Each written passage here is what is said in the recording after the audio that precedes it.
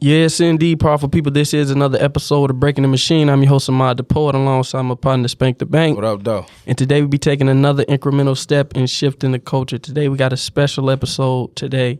Very special episode. We got Affirmation musician, wellness coach, Detroit's own Toni Jones in the studio with us today. How you doing today, Queen? I'm doing great. Thanks for having me, guys. What's up, Detroit? It's a blessing to have you in today.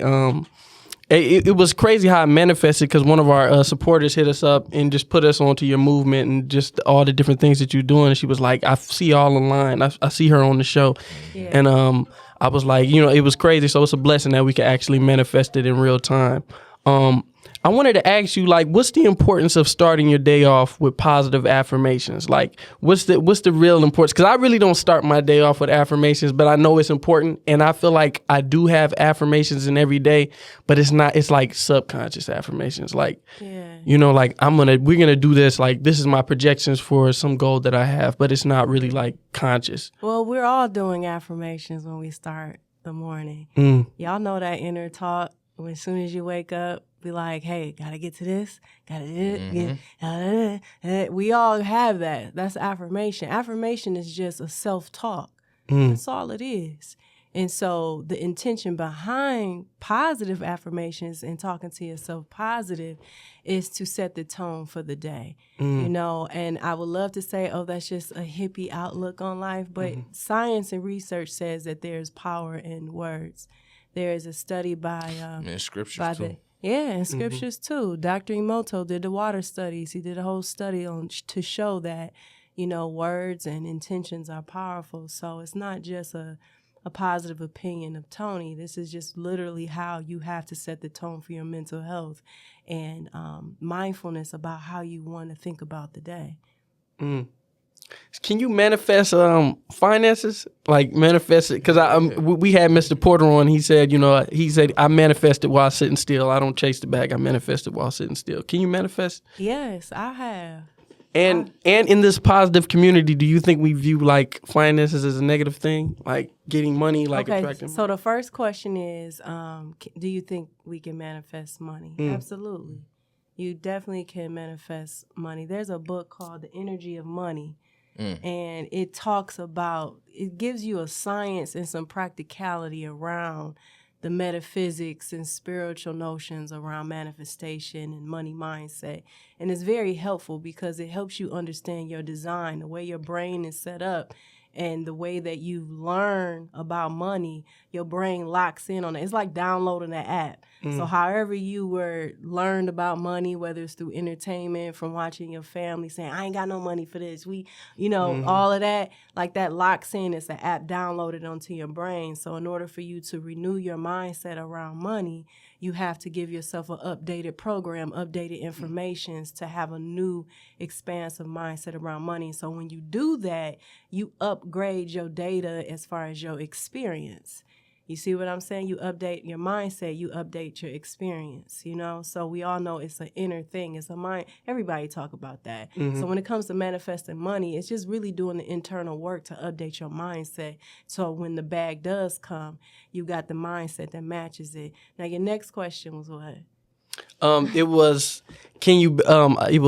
Is it a negative thing? Because, getting money has a negative connotation in, like, the conscious. I don't know if you consider yourself a part of the conscious community, but I feel like attracting positive energy is, like, a very conscious, at least in the American society. I know a lot of other societies, they kind of embrace energy and different things like that. Right. But I don't know if it's celebrated in our society now, but I know money definitely has a negative connotation to it. Really? Well, yeah. I would have never knew. Yeah, I mean, when you talk about that poor righteous teacher, everybody think, we talk about the 5% and poor righteous teachers. Interesting. I just feel like if I believe I'm made in the image of God, I want my money to look like that.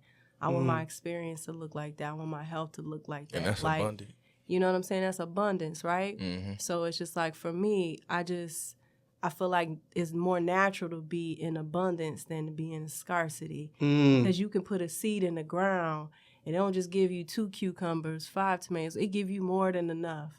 So it's just like, for me, it's just like, yeah, me too. Keep that same energy in my life, So that's how I feel. But as far as like the negative conversation around that. I think people should have whatever mindset or perspective and belief they have around money. Like we know what this money does in this society. We know what money does in this matrix.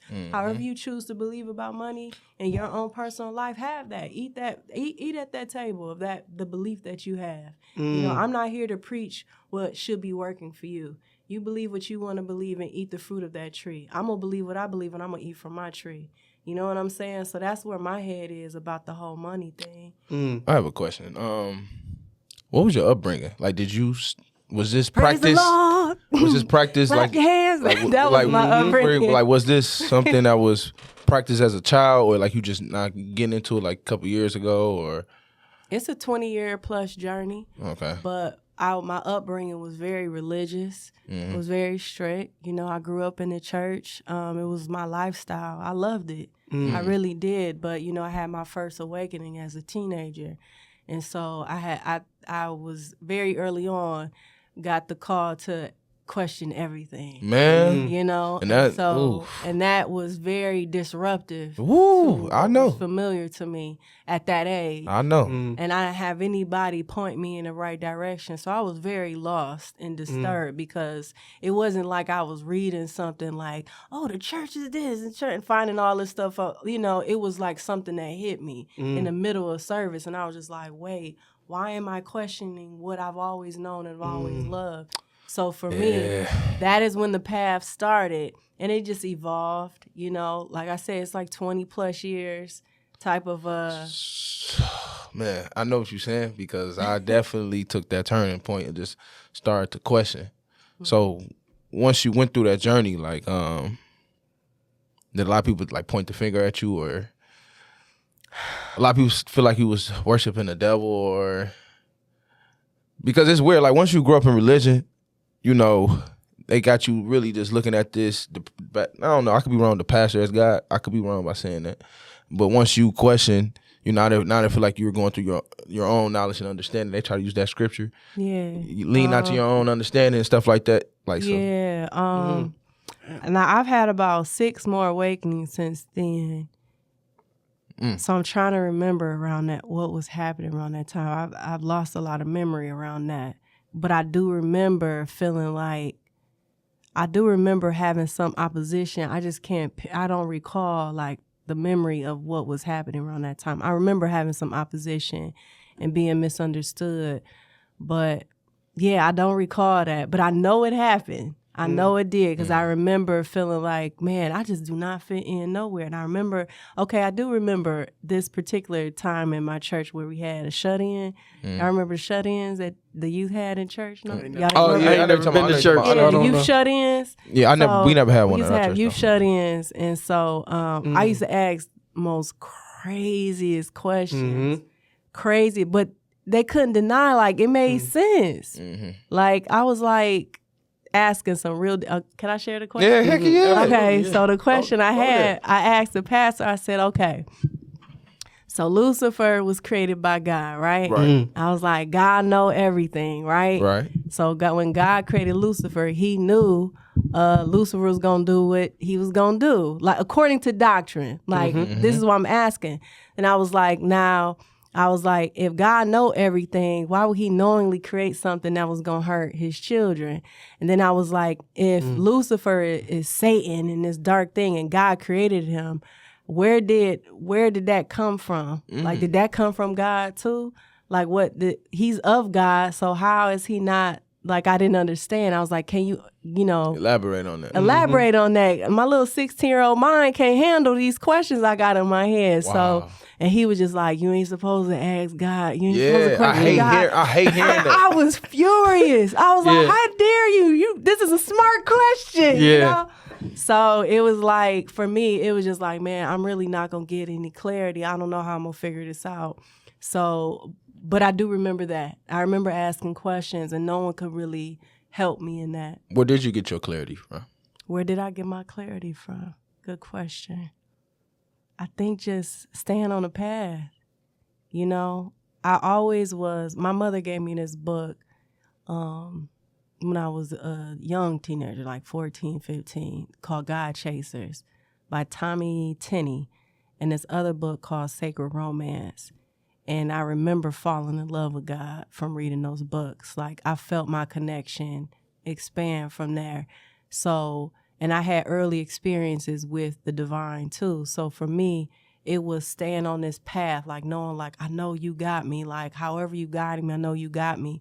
And throughout that path, clarity was coming. You know, it was just like I started going to different denominations and went to this type of church and this type of church. Then it was just like information coming down in prayer and meditation, you know.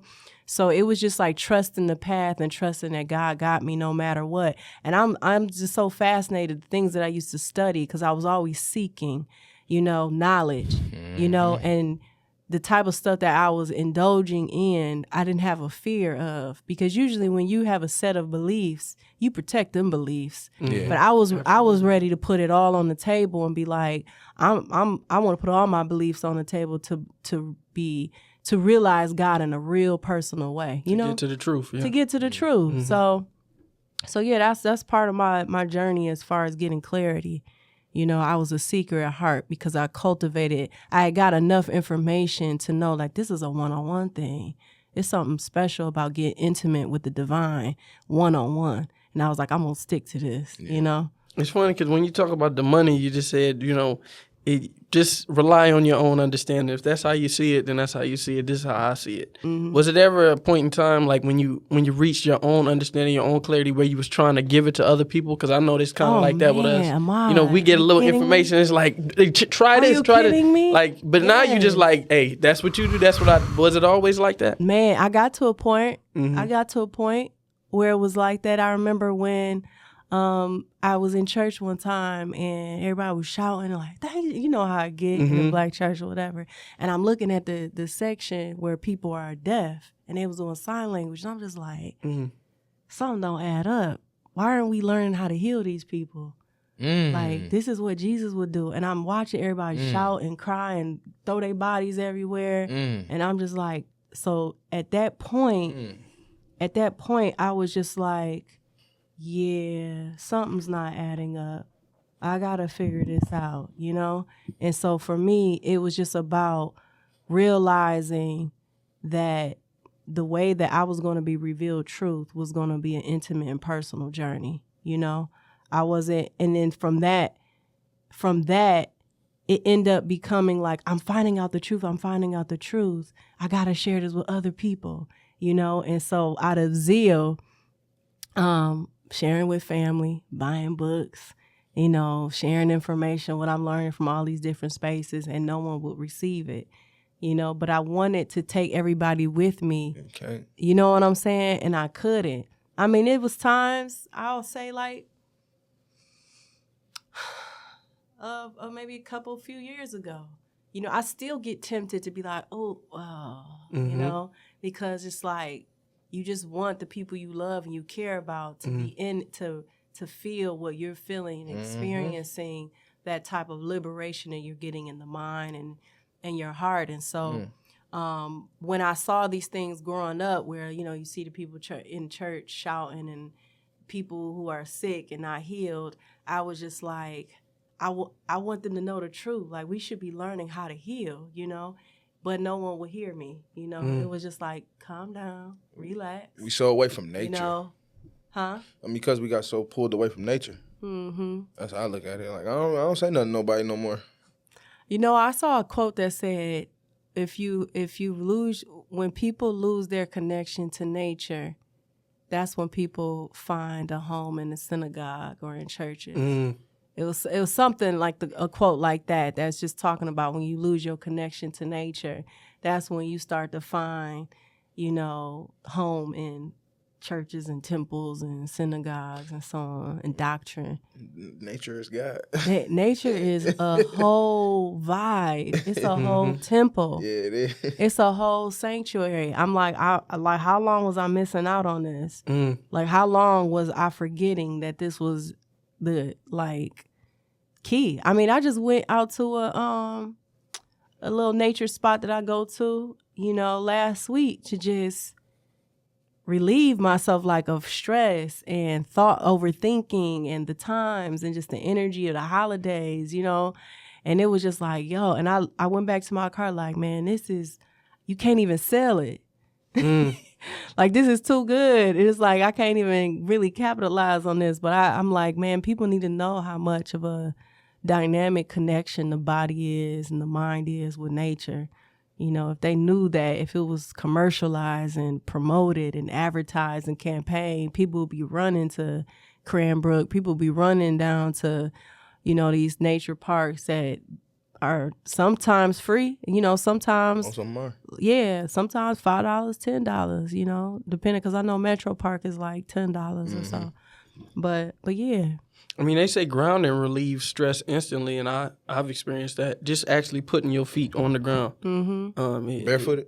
Barefooted. Yeah. It relieves a lot of stress. But I heard you talk about on another podcast that one-on-one connection with God that you established. And I don't know if the church or anything stops that connection, but when you have that connection, it can get kind of scary sometimes because what God's telling you, what that divine energy is guiding you, is like somebody's telling you not to do that. And it's just like, dang, I'm kind of on this journey and I'm feeling something telling me to do something, but they say I got to do it like that, but I'm feeling something push me this way. And I feel like I'm experiencing that right now, but I don't speak about it too much, but it's just like, I don't know, something's pushing me just to do this. You know what I'm saying? To do this. And it's like, wow. I feel like they want me to do it, and I got to do this, you know, and that may be me missing out on family meetings, and maybe me missing out on this and that. And I don't miss out on time with my family, but it's just like I'm guided in a way. It's just like I can't do things that I did them before, at least not right now, because something's guiding me in a way. And it's like, you know, when you guide it, because those obstacles that are in your way to just keep getting torn down. Those opportunities that you needed to be presented to you just automatically be presented to you. And it's just like, I know something is guiding me there, because I was just like, I can't do that because I don't have that. And then next week it shows up, and it's like, dang, that was my one excuse not to do it. And this is so all obstacles get torn down, and all the things that you need like start in alignment. So what was that like when you got that one-on-one connection? Was it scary to actually follow it? Because I feel like that's where I'm at. I'm at the starting point right now. Was it scary for me to follow it? So, sort of. I'm trying to remember at my first point when it was just like I felt like I was being severed from what was familiar. I remember feeling. See, I've always been an outcast, so I found a comfort in it. It was just like if everybody was wearing pink, I'm like, I'm wearing purple. Something ain't right with everybody wearing pink. Like, everybody should be wearing different colors, like, you know? So it was like, if I start seeing everybody on a loop of, like, practice or belief, I was like, what is that? Like, why don't I fit into that? Why am I not compliant? Why don't I conform? Like, something in me just, and I remember being younger feeling like, am I just trying to be a rebel just to be a rebel? Like, I'm different. You know people I know like how that. you feel, yeah. You know what I'm saying? It's like, no, that's not it. It's something inside. It's the truth. It's the truth. It's the truth. I feel like you got to be chosen to go through this this situation.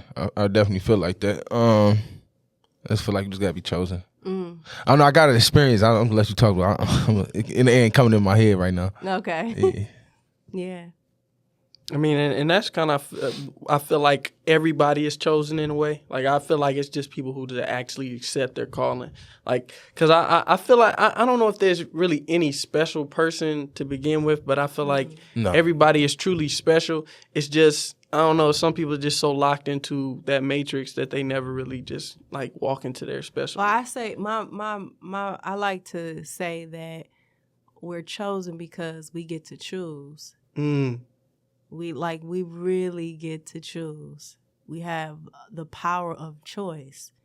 And so, but it's just, you have to choose that.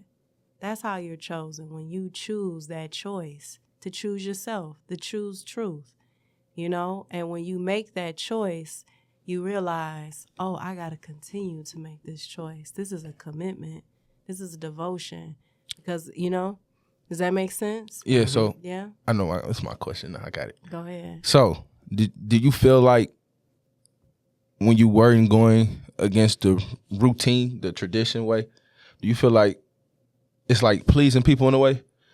Like, did you feel like you had to please your parents by going through their upbringing? Yeah, but I always gave them a hard time a little bit. Okay. Like I said, like I was always like a little rebel naturally, you know, and so my parents let me do certain things, like express myself a certain way, like how I dressed, you know, the school or the church. They let me do that because it's like we gotta let her be her, you know, or that's not going. It's gonna be a problem, you know. So they always knew that I was a little different. But as far as people pleasing them, I feel like I did that in some way. I mean, I think, you know, as a child, you want your parents to be proud of you. I tried really hard to perform in academics. I couldn't get in school. Like, school was just not my thing. It was not my thing at all. Like, I hated it. I was just like, this is prison. And I knew this at a very young age, you know? So, but back to your point, as far as trying to please them, I would try, but it was this battle of like, I'm just gonna be myself. But it was kind of like a love-hate relationship the way that I was set up, because it was like, I don't want them to not be proud of me. I don't want to let them down. I don't want to make them mad. But it was also this part of me that was like kind of wild, you know? Did your parents ever told you that they're disappointed of you, like going through this journey?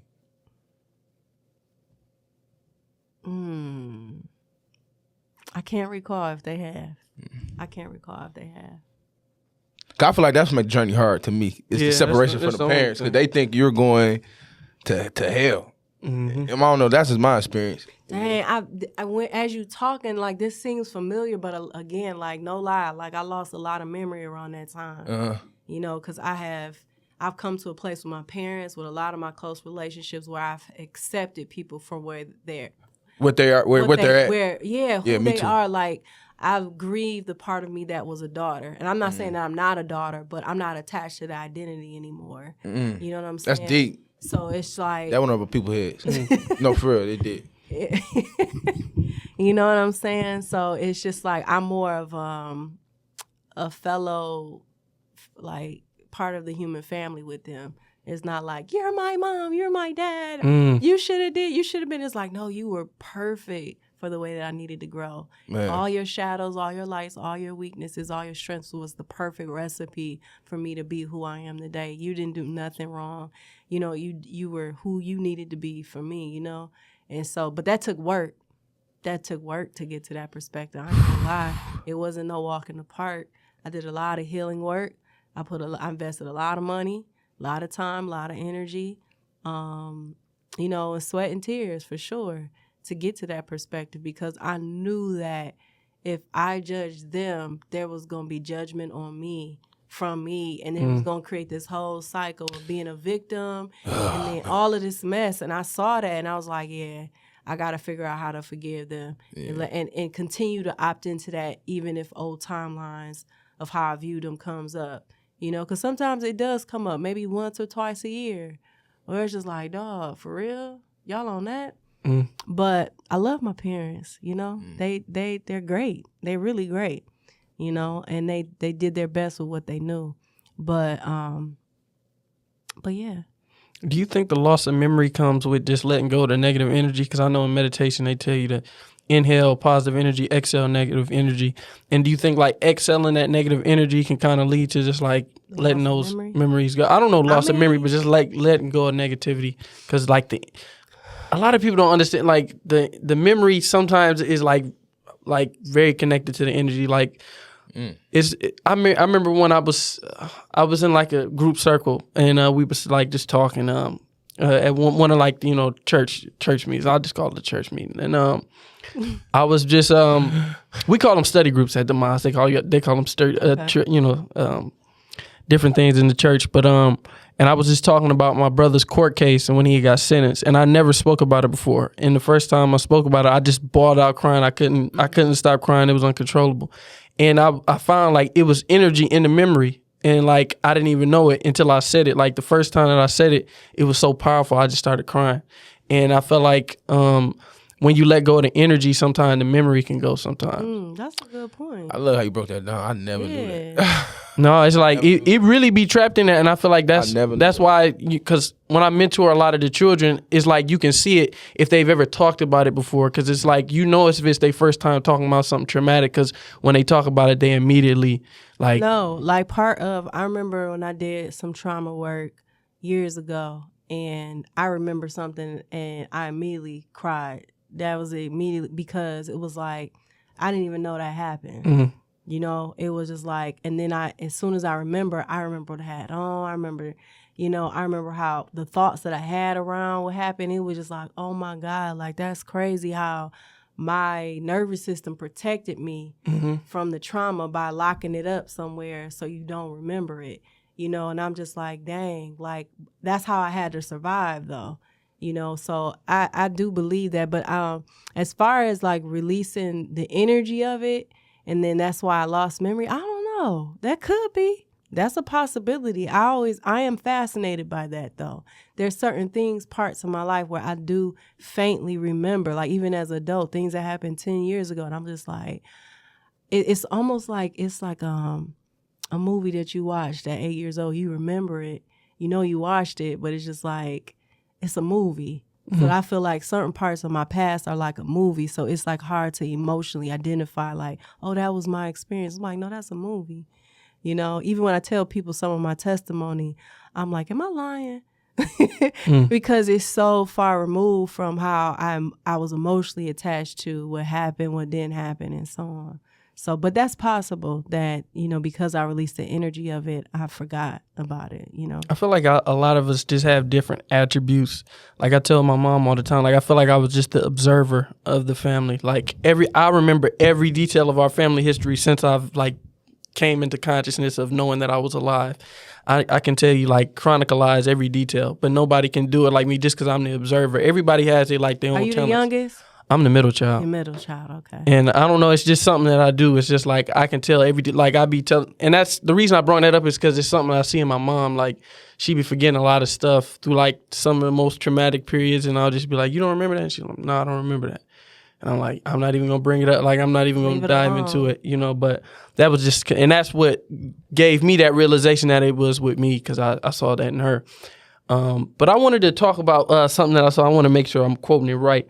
You did an event. It was called Black Girl Magic is Killing Us. What was? Oh, you went back into I said, the files. Whoa! That just sounded. That's a powerful title. I didn't know. What was that whole event about? What was that whole concept? So, no cussing on here, right? Absolutely. Oh, okay. Absolutely. You can cut, okay. Yeah. So, when I got my degree in psychology, I knew I wanted to be like an entrepreneur in psychology. I didn't want to be a psychologist. So I started my wellness business for women, where I was coaching women how to heal from workaholism through well-being and mindful practices and healing and learning about your psychology and so on. So I noticed like I had to get out here to get clients. So part of my way of getting clients was having these intimate experiences and events that was around wellness themes. So Black Girl Magic is Killing Us came from my own observation of seeing so many congratulations and kudos to Black women and on social media under the hashtag Black Girl Magic, you know. And I was like, man, everybody's defining our magic through how we produce, how we perform, and how we work. And that's an old narrative, like back onto the cotton fields. Like a Black woman was defined by how she overworked and overdid it, like, but she got a piece of the pie on the table. You know what I'm saying? And it was just like something didn't sit right with me. So the more I was coaching my clients, I started to see just like kind of an epidemic of women burning out. You know, I saw this kind of like, how do I want to phrase it? Do I want to use this term? Like like many men, you know what I'm saying? And I was like, their femininity was suffering because I felt it within me. And so I was just like, oh, we about to burn out, you know? And so I'm trying to grind this wellness message because at the time, self-care, self-love, all of that mental health was not in our timelines. So I'm burning out, trying to grind this message, educate women who's out here being high active and ambitious, you know, and I'm burning myself out. But I'm like, oh, man, I'm in the boss bitch era. You know, I can't counter what's going on in the culture. Everybody trying to get a bag within 6 weeks and brand their companies and say they in Forbes and so on. I'm like, I can't win. Like, this is a monster, you know. And so for me, I was like, I'm going to create an event that is going to be a luxury event that was 5 sensory. It was out of my pocket, but I had a lot of Detroit companies help sponsor like food. You know, I had massage therapists on deck. It was amazing. Like I had the food catered to where it touched certain points in the mind to trigger certain emotions. I had the whole lighting changed to pink lighting. I mean, and it was floor seating. It was beautiful. If you go on YouTube, I have a video about it, but to capture what actually happened at night. And then we just had conversation about our Black girl magic being defined by productivity and overperforming, you know, and how much that came from a place of feeling like we're not worthy unless Damn, that's slavery. My bad, but that's slavery. No, it is. Damn, it is. It definitely is. It's definitely the vibration of slavery. Yeah, it is. And I saw it. And so, you know, one of the things that I saw from that event was Black women just looking like zombies walking away from that. They were just like, they right. You know, they were just looking like, how do we do this? You know, they were, you could feel just from the sincerity and transparency of how they was engaging in the conversation. And they were just like, we don't have spaces to talk about this, man. I needed this. But they're also walking back into lives where they gotta go back to work, take care of the kids and so on. So, you know, that's what led me to do affirmation music. We can't even enjoy a family and have a family and create a family like we want to. Well, no, you know, that's what led me to play. That's what led me to create affirmation music. Cause I was like, God, what can I create to infiltrate this limiting belief system around women not being able to put themselves first because it's gonna compromise the hustle or the win. And through meditation and prayer, I got the idea of affirmation music because, you know, I wanted women to know that they can integrate well-being and healing on the go. Like they don't have to go on a sabbatical for 2 months, become a vegan or a yogi to practice healing. Like they can literally do this as a lifestyle. And I'm like, oh man, that's genius. What better way of advocating that message through music? Because as soon as that music gets in you, you like, oh, this is a mood. And these words are healing. So I'm healing right now as I'm listening while I'm working out, while I'm getting the kids ready, while I'm emailing, pouring the candle samples, whatever the case may be. And so it is possible. It's happening. Millions of women are healing. All of men and women are healing. People are having this conversation. It's a different time from 2016 to now. Till now, heck yeah. You know, I'm in a lot of different spaces because I've been in this path for a minute, you know, industry-wise and personally-wise. And I'm seeing the conversation evolve, not just in social media, but in people's personal lives. They are feeling more convicted to be well and understanding that their well-being is going to fuel the wind, you know, so it can be sustainable, you know. Anybody inspires you or mentors you through this journey? Dang, I just thought about that question the other day. I was like, who inspires me? I feel like I inspire me, honestly. Jesus inspires me.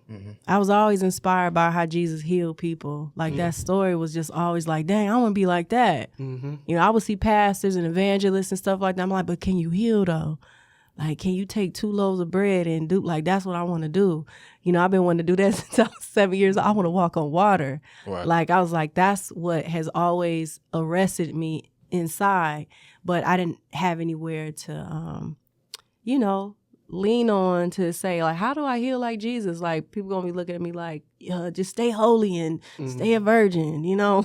Don't listen. Like, that's all I had. You know what I'm saying? So for me, I feel like I inspire me and Jesus inspired me not to be Jesus doesn't inspire me to be a good Christian. Jesus inspires me to embrace my full divinity in this human experience. You know what I'm saying? It's just like, let me see what I can really do.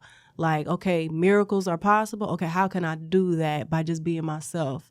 Like, how can I tap in my own gifts and talents to bring healing into the world, you know? How can we shift the narrative of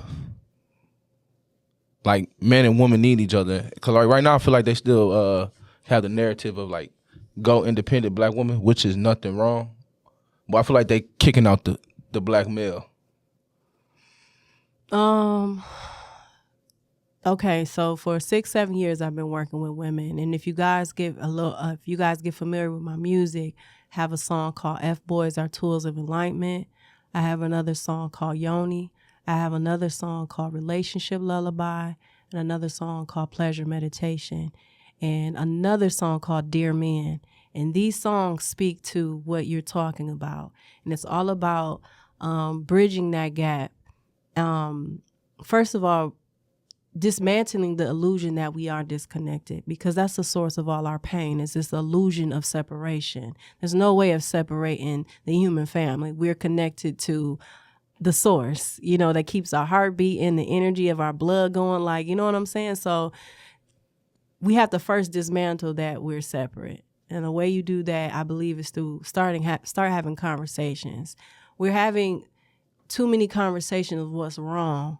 And everybody knows whatever you focus on, you amplify the energy of. So if you're focused on the energy of injustice, you're feeding injustice. If you're amplifying the fears of what could happen tomorrow, you're amplifying the fears of tomorrow being possible. If you're focusing on what's toxic between men and women, you're amplifying the energy of that being sustainable. That's how you repeat cycles, is because you're focusing on that. You know what I'm saying? You're focusing in your imagination, in your conversations, the music that you listen to, what you watch. You know what I'm saying? So now you're experiencing it. Now you're attracting people that feel the same way you feel. So for me, the way that you actually hack that matrix is by actually saying, what do I want to see for men and women? What is my vision? What does my heart say? Okay, how can I be the embodiment of that with the women in my life, with the men in my life? You see what I'm saying? How can I, I don't know how much of your audience or you are well-versed in, the education around masculine and feminine energy. Masculine energy is more focused. It's more logical. Feminine energy is more nurturing, more liberating and wild. Men and women both have those energies. We both are made up of man and woman, like a man and woman made us, Right. No one on this planet was made, everybody on this planet was made by a man and a woman's biology, right? So we have to come to peace that we both have that energy and stop thinking that nurturing is just a woman. Girls and being logical and focused and driven is masculine. Like, we both have those energies. It's when we're out of balance when there's a problem. And so I think men have been taught to be over hyper masculine and shame their feminine, which is a whole nother rabbit hole. And I think women have been pressured to be in certain social dynamics have conditioned them to be wounded in their femininity, but then like over masculine too. You know what I'm saying? It's like wounded in their femininity, so they're a victim, so they have to be the man in their lives, which is a very valid, true lifestyle. I'm not trying to take that away from women. Women have to step up a lot. But however, I think it's about, at the end of the day, the point that I want to make is, what do you want to see between men and women? And how do you exemplify that in your life with the women directly that you deal with the men that you deal with? Ladies and gentlemen, ask yourselves that. What's your vision? And how are you being that vision in your own life? It goes back to that. That's what I say, because that's why when I wrote these songs, this wasn't like, oh, I've experienced a utopia with men. I have a lot of data, a lot of evidence to write songs that dog men and just hype women up. You know what I'm saying? But I wanted to give women a new narrative to speak on a daily basis, to say, you know what, this is more aligned with what my heart really wants and what my soul yearns for, So check those songs out, because it'll evolve the conversation and thought process about this disconnection between men and women, because we all feel it, but it doesn't mean there has to be a sustainable reality, You ever listen to India.Arie? Oh, for sure. Her song, The Truth. Yeah. Yeah. My mom, I grew up listening to that song all the Yeah. time. Like, yeah. That, it reminds me of what you're saying. Like, Yeah, I mean, just putting that positive image out there and just not shedding a light on the negativity. And I was really shocked when you said, like, you talking about, women working and then, like, developing that sense of masculinity, just because it's just championed so much.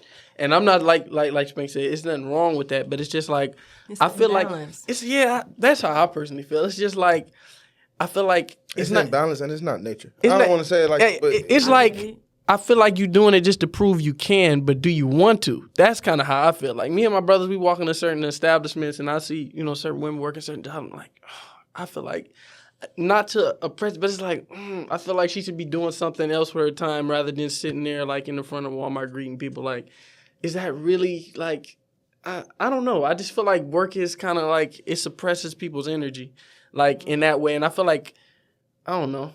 It's a part of the social matrix. And how I've learned how to handle is make peace with what is. Everything is as it should be. Like, however people choose for their life, that's exactly what they choose for. Like, because I'm a sensitive person. I'm empathetic. And so when I start to cast my heart onto people I don't know and their choices and what's outside of me, it causes, just a feeling of like, dang, you know what I'm saying? I feel that. And when I feel that, it's like, I don't know, I over-identify with other people's lives, when that's their choice, that's their lifestyle. It's not wrong to feel like you want better for people, but at the end of the day, it's like, you know what? Everything is good, as perfect as is. I make peace with everything as is. God bless everybody who's making their choices, because literally that is what everybody is doing. They are choosing their own choices. And to the women who are working in jobs that perceive as like, man, that you should be doing something better, we don't know their lifestyles. We don't know how they feel as far as the choices they have on their table. Not everybody is conscious and aware of what's possible. Some people literally look at reality and think that that's all that's here for them, So it's like having grace for what is, I guess, And that's what I was going to say. Do you think it's important to let them know their choices? Because sometimes people choose things because they don't know all the options. If they ask. Like, I used to be one of the people like, it's just on my spirit. God is telling, and I had to learn, like, you know what? That is not. You say what? Nobody want to hear that. It's not even nobody. True. That's how right? It is. It's true. Like, yeah, but at the end of the day, it's like the people that have the ear to hear, they'll inquire. And I've learned, like, it is so powerful when it lands for people who are ready to receive. Trying to hustle for people and trying to rush their evolution and expansion, that's just hard work right there. You just gotta let people have their choices and trust that the divine is guiding them. Because I was in seasons of my life where people probably looking at me like, child, we don't know what to do. She not hearing me. And it was true. I wasn't hearing what some people had to say, but I had to go through my own journey. I had to make certain choices. I had to, bump my head several 100 times, you know what I'm saying, to get one lesson. So it's like, for me, who knows, this person may be in their journey too, their season where they're being hard-headed about what they know they should be doing. You gotta let them have that. Life let me have it, and, and all I did was grow and become greater, and swaggier, what I'm saying? I mean, sometimes I feel like not everybody who's interested inquires, but they don't reject. Like, when I was mentoring, like, a lot of the young men when I was doing my summer program, they wouldn't inquire about the program, even if they wanted to go to the summer program. Like, we come into classrooms and sit around and talk, and even if I could tell they were interested in venting about their issues, they would never inquire about it, but they wouldn't reject when it was presented to them. Like, I don't know if that's like a young, I don't want to say it's a young black man thing, but I noticed it in a lot of the young black men that I was mentoring. Like, they would never seek even when they was in my program, they would never seek me if they had an issue. I would just have to notice that they had an issue. And when I would be like, hey, man, you good? Nah, man, I'm good. Bro, you good? Yeah, man, this happened. And it's like, they would never reject it, but they wouldn't inquire with me. Like, they wouldn't be like, if they were interested, they wouldn't always inquire about it. They just wouldn't reject it. Now, I'm going to be honest with you. There are times, because I did youth work for 6 years. full time in Detroit public schools. And, you know, I'm a spiritual person. And it's sometimes where I will pull pull a young person, say, what's going on? What's up? Talk to me. And they would just go, you know, they didn't have to come up to me. I'll just see it. Like, what's popping? Like, don't fake it. Because I see it, it's all on your face. Yeah. And then I would just be like, you don't know who you are. That's really what it is. Ain't because you ain't getting Jordans. Ain't because you ain't got money. Ain't because you don't know who you are. Ain't nobody telling you. And they would just bust out in tears because they're like, how did you know? Like, I didn't know that to know that. How did you know that? And it's true. Like, a lot of young people are struggling with who they are. A lot of adults are struggling with that. You know what I'm saying? So it's like, for me, it's sometimes where I feel like, hey, let people be in their lives. But then sometimes my heart is just like, this one. Like, and it's true. Like, and it's just like that where I'm like, okay, let me push play on this one. Okay, so who are you, though? Who? What you mean? Like, you said the girl don't know who she is, so who is she, though? Like, who are we? She has to discover that. Are you asking me who am I or who I think we are? Yeah. I'll say who I think I am. I'm everything and nothing. I'm love. I am. See, I've gone through a journey where I know who I am without a body. You know, I know my essence. I know my source. You know what I'm saying? Toni Jones is like a human flesh toy where it's just like, this is who I get to be. Yeah, I mean, I don't know if that sounds crazy to your audience, but it's just, for me, it got so painful. My ego took me down through so many painful initiations and lessons that I had to figure out, like, what else is here for me? Who else am I besides what I've learned myself to be? And so I just realized that I am this spiritual being going through this human experience as Toni Jones, as a Black woman living in America. Like, this, it's a whole movie for me. So with that being said, when I do have experiences where I over-identify with, you know, because of pain or because of whatever, you know, I can always go back to that mindful state. Take a deep breath. Right now too. You know what I'm saying? Right now. Ground myself and just be like, I am enough. Yep, I'm good. I'm safe. You know, and so that's my identity. My identity is dang, I just feel like I'm not articulating it the way that I understand it in simple terms, but it's just because I feel like it can't be taught. It has to be realized. I was gonna say, I get what you're saying. It's all up here. It's all up here. Yeah. I was gonna say maybe it's the reaction. Like, you know, if somebody brings up your name, like, what's the first reaction that people respond to your name? Like, besides your president, like, you're not even in the room. Like, after this, I'm like, man, we had Toni on. It's just like, what do people react to that? Oh yeah, she was real good, and then that's who you are. Like, it's how you make people feel. But I was gonna say, do you claim the negative in it, or do you only claim positivity? And I say that because we was done with one of our podcasts and we was having a conversation, and my producer was basically saying, like, nobody really knows who you fully are because you only tell and I was saying, like, it's kind of like, I was saying, I don't know if I perceive the negative parts of me as being a part of me, or it's more so just like things that I picked up along the way. Just because I feel like when you're born pure. So all the negative things, I don't really claim that. Like, I was telling them, like, I feel like my mom really knows me. It's like, nah, your mom really don't know every aspect. I'm like, I don't know if that's really me, or maybe that's just something that I did. Like, my mom might not know everything that I've done, but she knows me as a person. It's just like, I feel like everybody doesn't need to know everything you've done to know everything you are. That's in my personal opinion. Okay. So I was asking you, like, when you claim everything that's positive in you, do you ever claim any negativity, or do you, like, only claim the positive things? Because I only claim the positive. I claim both. Both. I claim both because both have made me who I am. You know what I'm saying? It's like, it's the duality of life. And I feel like being in a state of wholeness is accepting both natures. You know, because when I look back, my darkest times, my negative times are the very things that help me grow. You know what I'm saying? And that's all nature. All things grow in darkness. Babies, seeds, fruit trees. You know what I'm saying? Everything grows in darkness. Diamonds, I mean, they don't grow, but you know what I mean? Message. Like, so, message. Right. You know, hashtag message. But You know, so it's like for me, I've come to the state where it's just like I have to accept both.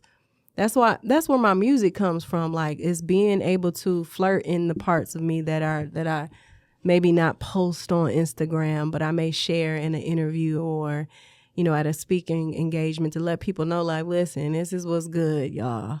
Like, you know, social media is social media, but this is who I am, you know, and I try to infuse that transparency in everything that I do, because that is what put me on game, is being able to embrace both my natures. And the thing about it is, when you share that, and I'm not trying to preach to you, like, you got to share both. Like, you do whatever you do in discretion and what feels safe, because I don't share everything. But I have found that when you share both sides, people can connect with that in a way where they're like, oh, well, I can be messy in my journey. I can be a mess and be a work in progress, but I can still show up for my dreams. Mm-hmm. I can still influence people. Like, oh, I don't have to wait till I'm ready or I overcome this. I can still be a work in progress and still shine my light, you know? So I won't say that's one of the reasons why I share, but that's been one of the benefits and outcomes that I've seen when I share, you know? Yeah, so it can make people feel easy on themselves. Because some people might commit suicide just thinking on the negative all the time. Mm-hmm. Thinking the negative is so bad, you know, but everybody have negative things and a part of them. Yeah, for sure. For sure. I feel like it's just, I acknowledge, I just don't embrace it. I just acknowledge it. Like, I know it exists, but I don't embrace what's negative about me. It's just like, you don't over-identify. Yeah, like we was talking about on my other podcast. This is like my cousin was saying, like, man, you an asshole. Like, yeah, I can acknowledge that is true, but I don't embrace it. Like, But what's so wrong with embracing it? Because then that's embracing negativity. Is it? Yeah. No, but because it's not something that I want to be. She just been talking the whole time. It's about what you want. I don't want to be that. Yeah, but I acknowledge that I can be that, but I don't embrace it. But you're not an asshole. That's because I perceive as you as an asshole. Does that really mean you're an asshole? That's what I said. I don't embrace that. Shit, embrace because that that's not how I see myself. But I can acknowledge that I might be that way at times. I feel like there's nothing wrong with embracing negativity. It's you. I don't know. I feel like there's nothing wrong with it. No, it's only wrong if you think it is. That's what makes it wrong or right. Like, if you think it's wrong, then it's gonna be wrong for you. You know, but if you feel like this is right and this is healthy for me, like, whatever you believe, that's exactly the reality you're gonna experience with it, you know? So it's all on you, what your truth is, you know?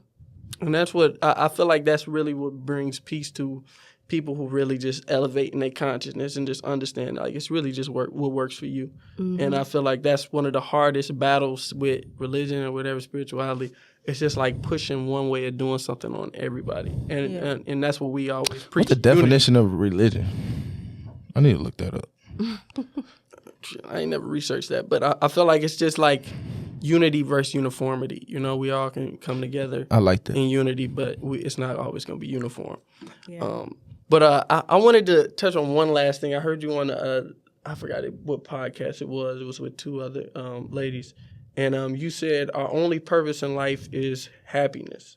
And I thought that was powerful. And it was basically just saying, like, some of us feel like our purpose is maybe to be an engineer, maybe to be a lawyer and stuff. And you were just like, the purpose is to be happy. And when you're happy, then you'll be fulfilling your purpose. Mm-hmm. Could you kind of go into that a little bit more? Because I feel like it's genius, because it is like when you are doing that thing that you were put on this planet to do, you will be happy. So just find what makes you happy, and then you'll be doing what you're supposed to be doing. Yeah, so for me, my journey into that realization was when I hit rock bottom in 2019, and I was confronted with a divine question of, like,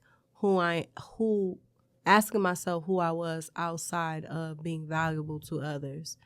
Who was I outside of work? Like, if money didn't exist, if work didn't exist, if all world problems were solved, then what would be my value? And I didn't know how to answer those questions. And I was like, dang, my whole identity is wrapped around work and being valuable to other people.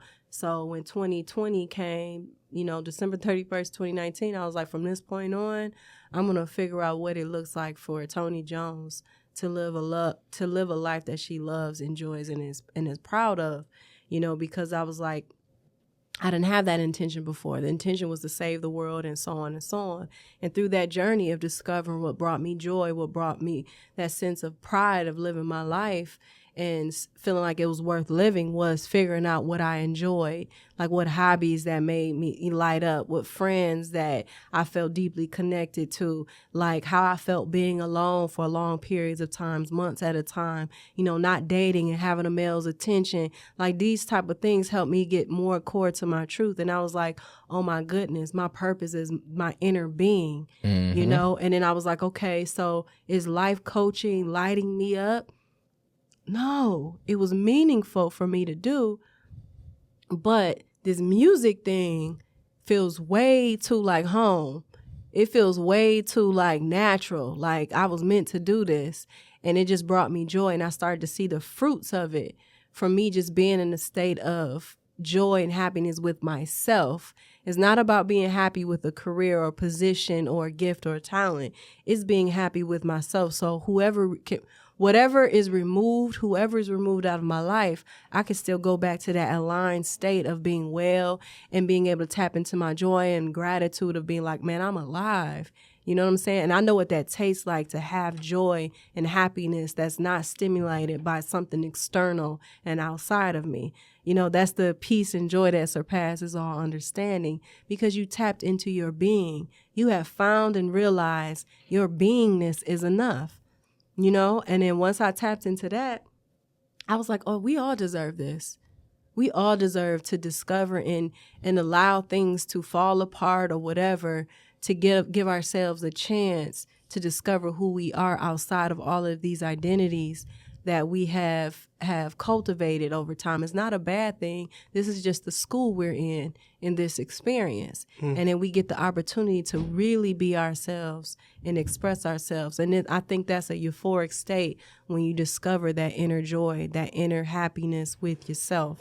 And it's not like you arrive there. It's a journey. You practice it. You literally have to be reborn to that and die and continue to die to the old version of you that wants to believe you're unworthy, you're not here for nothing, you got to get more money. Like, you know what I'm saying? You got to constantly, because it's situations and circumstances that trigger that old belief system. But you know better now.